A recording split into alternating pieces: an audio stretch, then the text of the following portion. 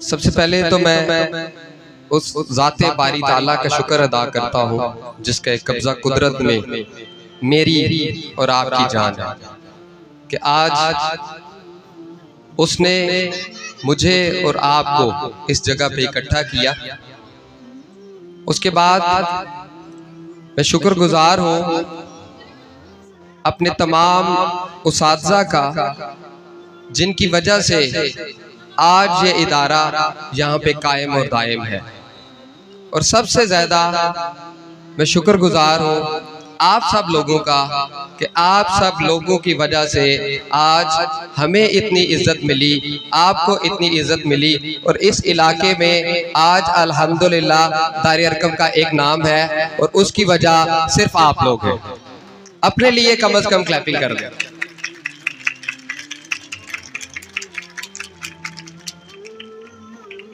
हमने कोशिश की है कि इस प्रोग्राम को जितना जल्द से जल्द हम ख़त्म कर सके, क्योंकि हर एक इंसान के लिए टाइम की जो कदर है वो उसके काम के हिसाब से बहुत ज़्यादा है। तो मेरे ख्याल में अगर हम टाइम देखें तो हार्डली अभी 12:30 नहीं हुए तो फंक्शंस इस टाइम पे ख़त्म नहीं होते। लेकिन हमने कोशिश की है कि हम अपने वालिदैन को कम से कम इधर बिठाएं, वो कम से कम बोर हो। आप लोग बोर हो रहे थे मुझे लग रहा था, अगर नहीं हो रहे थे तो क्लैपिंग से मेरे ख्याल में उसका इजहार किया जा सकता है। तो लग रहा है कि बोर हो रहे हैं, इससे ज्यादा क्लैपिंग में अपने पीजी के बच्चों को कहें उन्होंने कर देनी है। चंद एक चीजें आपसे डिस्कस करूंगा क्योंकि आज आपका दिन है, आज हमारा दिन है, आज इन बच्चों का दिन है और इसकी वजह और इसका सेहरा आप लोगों को जाता है। तो आप लोगों से चंद चीजें डिस्कस करूंगा, कुछ उस टाइम की कि जब ये इदारा बना, कुछ इस साल की जो पूरा साल बच्चों ने मेहनत की, कुछ अगले आने वाले साल की। हर इंसान प्लानिंग करता है, कुदरत की ज़ात जानती है कि ज़िंदगी मौत कब आ जानी है, लेकिन हर इंसान अपना अगला कल जो है वो ज़रूर सोचता है। हालांकि कल अल्लाह ताला के अलावा कोई नहीं जानता, लेकिन अल्लाह ताला ने फितरी तौर पे इंसान को ऐसा बनाया है कि वो कल के बारे में ज़रूर सोचता है। तो मैं 2022 को थोड़ा सा डिस्कस करूँगा।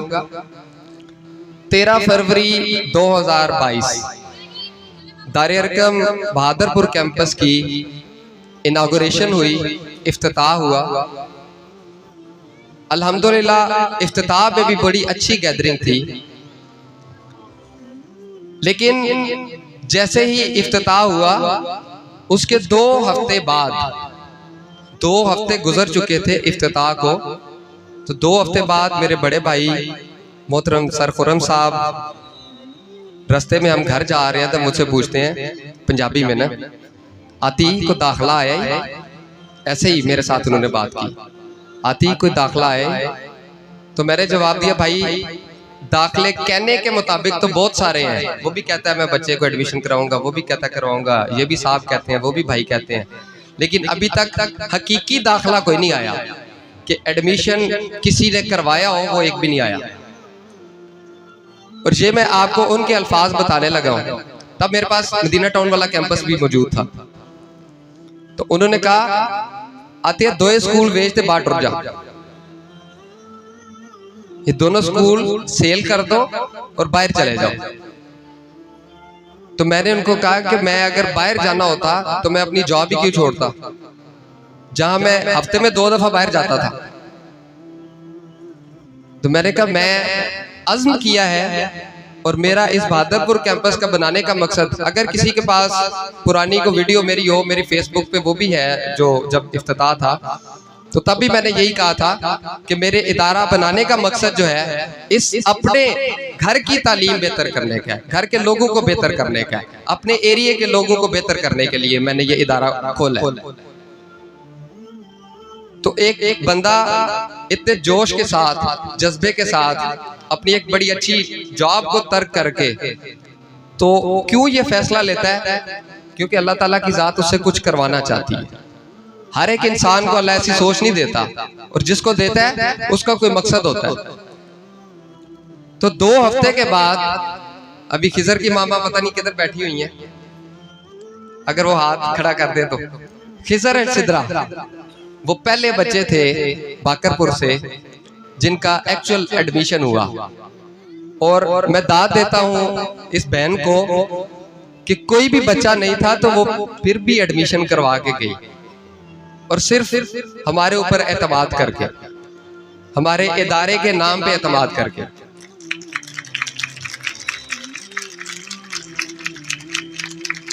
उसके बाद अल्लाह का करम ऐसा हुआ कि डेली बेसिस पे एडमिशन्स आना शुरू हुए। मेरा अपना इलाका भी है तो मुझे उसका बेनिफिट भी है, और दिन ब दिन बेहतरी एडमिशन्स आते रहे।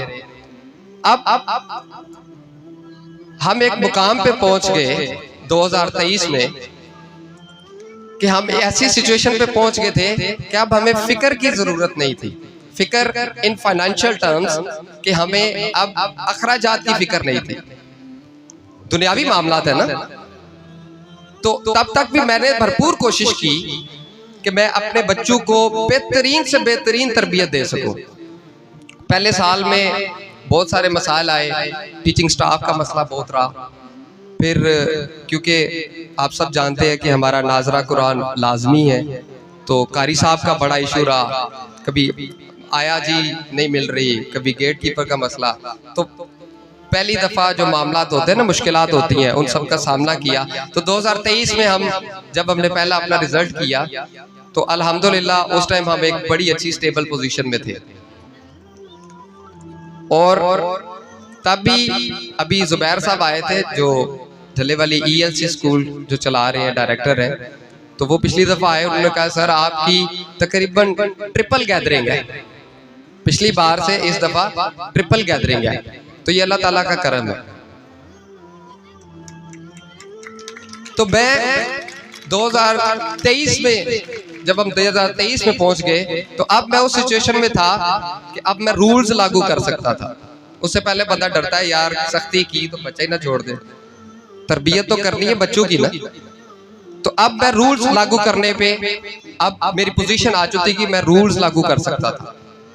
सबसे पहला रूल जो तब लागू किया कि कोई भी टीचर, उससे पहले भी था लेकिन तब ज्यादा सख्ती की इस पे, कि कोई भी टीचर विदाउट अबाया और स्कार्फ स्कूल में नहीं होगा। ये पहली चेंज थी जो दारे अरकम ने लाई।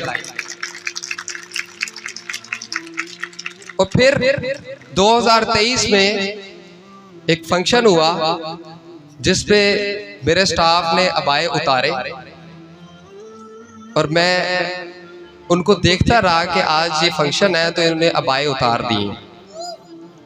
मैं फंक्शन के दौरान उनको कुछ नहीं कहा क्योंकि अब तो फंक्शन था, अगर उसी टाइम उनको कहता तो सारा फंक्शन जो है वो धर्म भरम हो जाता, बच्चों ने जो तैयारी की थी वो सारी रह जाती। जैसे ही मेरा वो फंक्शन हुआ, और गालिबन रबीउल अव्वल का वो दिन था शायद, या इकबाल डे था, दोनों में से कोई एक था। तो मैंने तमाम टीचर्स को ऑफिस में बुलाया। मैंने बोला कि आपका पूरा साल अबाया पहनने का, इतनी शदीद गर्मी जो अगस्त में पड़ी उसमें भी आप लोगों ने अबाया पहना, आप लोगों ने स्कार्फ लिया, और एक आज के एक फंक्शन की वजह से आप सारे अबाए उतार आए। मैंने कहा मैं ऐसा दायरे अरकम नहीं चाहता कि जहां मौके की मुनासबत पे कपड़े बदल जाए, मौके की मुनासबत पे रूल्स बदल जाए। मैं ऐसा दायरे अरकम नहीं चाहता। मैं कहा अगर आप आज अबाया आपने नहीं पहना तो वो बच्चे जिनको आप तरबियत देते हैं वो क्या कहेंगे कि फंक्शन पे पर्दे की जरूरत नहीं। उनकी ये सोच बन जाएगी, क्योंकि टीचर एक रोल मॉडल होता है, उस्ताद हर बच्चे का रोल मॉडल होता है। फ्रॉम दैट डे आज रिजल्ट है, मैंने रिजल्ट बहुत सारे देखे हैं।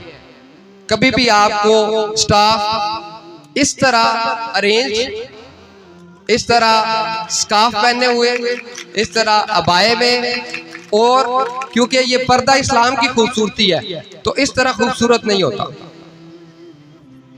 तो ये सबसे बड़ा चेंज था जो मैंने लाया। उसके बाद हमने अपने स्टाफ को मैंने बिठा के तो हमने एक नमाज शीट बनाई, 5 नमाजें और एवरी स्टाफ नेम, सब स्टाफ का नाम लिखा और उसके नीचे एक डब्बा था जिसमें 5 डब्बे बने हुए थे, एक डब्बे में 5 डब्बे। और टीचर्स को कहा कि मैं आपको नमाज पढ़ने या ना पढ़ने पर कुछ नहीं, ना बोलूंगा ना पूछूंगा, सिर्फ आपने अपनी नमाज अटेंडेंस मार्क करनी है। नोटिस बोर्ड पे अभी भी आप जाके देख सकते हैं, वो पिछले माह का, ये फरवरी का ही लगा हुआ है, ठीक है। और हमने फरवरी के शुरू वाला लगाया, तो उसके बाद रिजल्ट की तैयारियां होगी तो वो दोबारा प्रिंट नहीं किया हमने। मैंने कहा था मार्च से हम दोबारा स्टार्ट करेंगे। तो डेली बेसिस पे हर टीचर उस पे अपनी नमाज अटेंडेंस मार्क करती थी, इंक्लूडिंग मी। और अटेंडेंस मार्क करने पर अगर किसी ने अटेंडेंस मार्क नहीं की तो वो 100 रुपीज डेली का फाइन था, एक दिन का। मेरे ख्याल में को 3300 बना हुआ है, क्योंकि मैं आता हूँ टाइम ब टाइम, कभी 10 बजे आ गया, कभी 9 बजे आ गया, कभी 8 बजे, कभी किसी पेरेंट के साथ बिजी रहे, कभी निकल गया स्कूल के मामलात के चक्कर में, कभी फैमिली के रिलेटेड, तो वो मेरी टिक्स रह जाती थी। तो मिस सहर मेरे ख्याल में आई हुई है, मिस सहर बैठी हुई है, ये सबसे कहते हैं ना बड़े आर नाल जाके ना उधर लाइन लगाती थी कि सारे आज अटेंडेंस नहीं लगाई, तो अभी भी मेरा 3300 बना हुआ है। तो हमने ये चीज शुरू की अपने स्कूल में, और उससे फायदा क्या हुआ कि एक दूसरे की नजरों में बेहतर होने के लिए, एक दूसरे की नजरों में शर्मिंदा होने से बचने के लिए सब ने जो है वो बेहतरीन तरीके से नमाज शुरू कर ली। पहले भी अल्हम्दुलिल्लाह करते थे, थोड़ी कोताही होती थी उसमें, और मजीद जो है वो बेहतरी होगी। और हमने सब ने कोशिश की कि हम नमाज पढ़ा करें, क्योंकि जब वर्ड मुसलमान आ जाता है ना, वर्ड मुस्लिम आ जाता है, तो उस पे फराइज जो है वो फर्ज होते हैं, चाहे उसको बताया जाए चाहे ना बताया जाए। रोजा उस पे फर्ज है, नमाज उस पे फर्ज है जब वो मुसलमान है। तो इसके अलावा बच्चों के लिए नाज़रा कुरान का मसला रहा हमें कारी साहब का। तो अल्हम्दुलिल्लाह कारी अनवर साहब, वो अल्लाह का शुक्र है कि हमें बड़े अच्छे इंसान मिल गए। उनकी किरात बहुत अच्छी है, बहुत खूबसूरत किरात करते हैं। उनकी किरात सुन के मैंने कहा कारी साहब आप सुबह से आ जाए। तो तब से पेपर्स के दिन तक डेली हर क्लास का आधा घंटा नाजरा होता है, डेली बेसिस पे, विदाउट एनी वेकेशन, कोई छुट्टी नहीं होती। जब वो हफ्ता इतवार की बच्चों को छुट्टी हो नहीं, या कारी साहब किसी वजह से नहीं आने, इसके अलावा ऐसा नहीं हो सकता कि बच्चों का नाजरा ना हो। बहुत सारे वालिदैन ने पूछा कि हम बच्चों को कारी साहब के पास भेज दें शाम को या उस टाइम, तो मैंने कहा जरूरत अगर तो जरूरत पेश आ रही थी या तो ठीक है, वरना स्कूल में नाजरा अल्हम्दुलिल्लाह हो रहा है।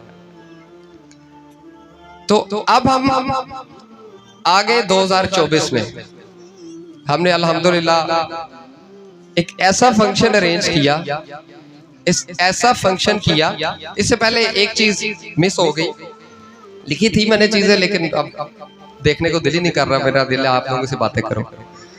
एक चीज और की हमने, मैं देखता था जब भी फंक्शन होते हैं स्कूल्स में, स्पोर्ट्स हो रहा है, पार्टी हो रही है, वन डिश पार्टी हो रही है, इकबाल डे हो रहा है, 14 अगस्त हो रही है, तो गाने बजाए जाते थे। गाने जरा बच्चे पसंद करते हैं, बच्चे उस पर झूमते हैं। तो टीचर्स को बुला के मैंने कहा कि अगर हम विदाउट सॉन्ग्स हम फंक्शन नहीं कर सकते। सर हो जाते हैं। आज के बाद मेरे स्कूल में जो भी फंक्शन होगा उसमें गाने नहीं बजाए जाए। तो अल्हम्दुलिल्लाह हमने 9 नवंबर का प्रोग्राम भी किया। मिलाद में तो वैसे ही इस तरह की एक्टिविटीज नहीं होती, हमने पार्टीज भी की। हमने उसमें सिंपल अगर जरूरत पड़ी है तो कोई नगमा, को मिली नगमा, ये इस तरह की चीज लगाई। हमने गाने को अपने फंक्शन में नहीं आने दिया। आज आपने स्टेज पे परफॉर्मेंस देखी, किसी बच्ची ने आके यहाँ नाच गाना किया हो, किसी एक छोटी बच्ची ने भी।